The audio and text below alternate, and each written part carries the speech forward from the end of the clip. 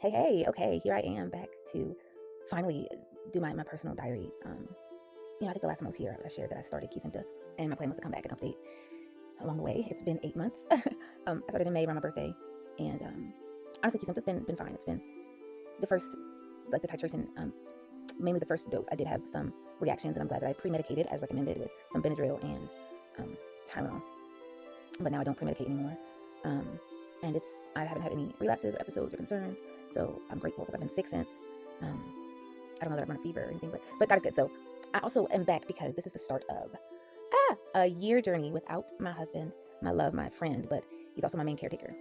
And if you've ever had to be in a situation where you have different caretakers, even if it's just that like your main caretaker is just not there or at work or whatever may have you, it's rough. It's rough for an event, a day, a week, let alone a year. So, as you may or may not know, my husband is in the United States Army. He's a soldier. He is amazing.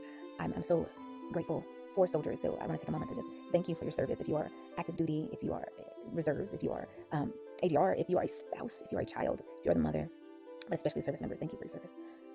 But family members, thank you for your love and support because our service members couldn't be who they need to be without us. So yeah, he's there. He'll be there for a year. He left on last Monday, so it's officially been a week.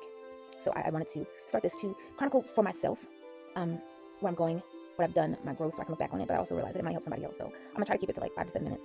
Talk about where I am physically, mentally, emotionally, as well as just like a plan for the next week. So let's start emotionally. I'm very emotional. Like my husband's my best friend. We do a lot together, and then especially once we realized that he was gonna be leaving without us, me and my 2 kids, because of the MS. By the way, apparently I couldn't be supported where he had to go overseas. So when I say he's gone for a year, like I'm not gonna see him unless somebody gets on a 2-day flight halfway around the world. But yeah, so I'm emotional because I miss him. And whenever we're 14 hours apart, so whenever we talk, it's like his day, my night, his day. It's only been a week, so we've only had a little time to talk. But WhatsApp is awesome. What I will say though is that there's a lot of stress that comes with this. And as we know, if you have been diagnosed or know anyone, first of all, stress is bad for anybody, okay? It doesn't matter who you are. It doesn't matter where you're from. It doesn't matter the color of your skin. Stress is bad, and the chemicals released in your brain wreak havoc. And I have been in a high stress. I have, and I feel it in my body, the inflammation, I don't know if you've ever had like this thing where like your body vibrates and you just like feel it vibrating, and I can't sleep when that happens. So mentally I'm trying to like wrap my head around like, how do I still live the same way with my kids without that help right there? Now, I will say thank God for community. I have some amazing friends. My mom is here, my sister's here. Like this is, if my husband was only for a year, this is the place to do it in the town that I grew up in. So they've been here, but the reality is everybody's got their own stuff going on. Everybody, and I want to respect that. But the hard part is that often hinders me from asking for help. So I have some friends that they know I won't ask for help, or they know it'll be that like final second before, I'm drowning and the water's like right here before I finally ask for help. And like, that's not good. That's not healthy. That's not wise. That's not doing anything for anybody. Because why? Because maybe someone could have stepped in for 5 minutes when the water started rising so that it stopped, or you know what I mean?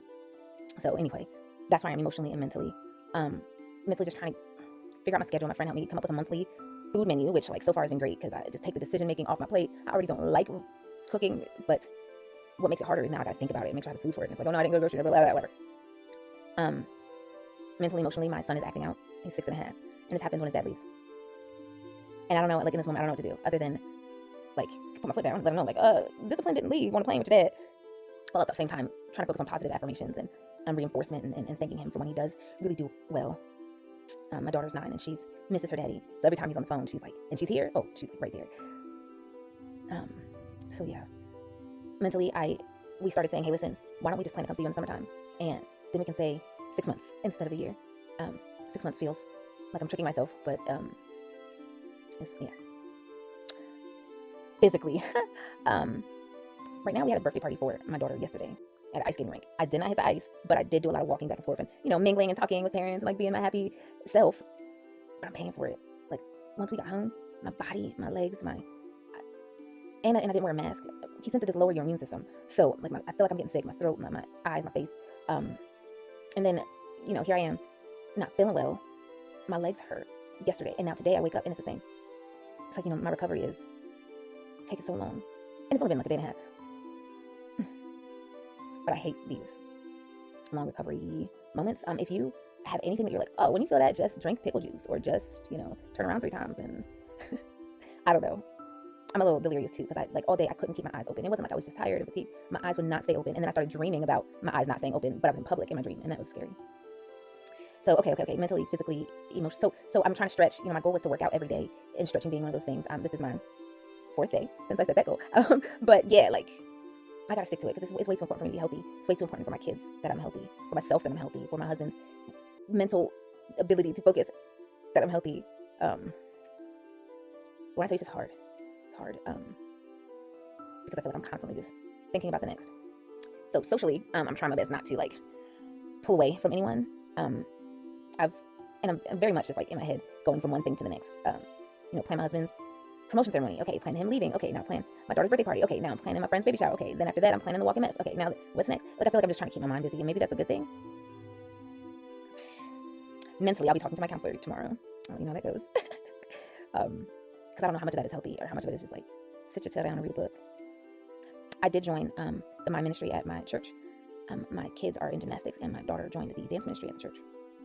All of which come with books and devotionals and just community and the opportunity for prayer and praise and worship. And I believe wholeheartedly that's going to have a huge impact on our lives. Only issue is my church is 20 minutes away, which is not a huge issue, except I struggle driving in the dark. The lights are very much blinding, and in the wintertime, I know I'm gonna struggle with it. So pray for me, because I gotta figure out like carpools or just like, I don't know. Excuse me. Clearly I'm tired. Clearly I need to go back to sleep. And I needed to make this first one to share where I am. What I do physically, mentally, emotionally, spiritually. I've joined the groups for accountability. And like I said, I believe God has a plan for, did I say this? Anyway, I believe God has a plan for Brett, for my husband, for me, for my kids. There's a reason we need to be separated physically for a year. He has an assignment for him out there, literally on the other side of the world. He has some building and growth in me here on this side of the world. Oh, my word of the year is build. I'm gonna have to make a separate video just to talk about that, because I do want to make sure that I share that.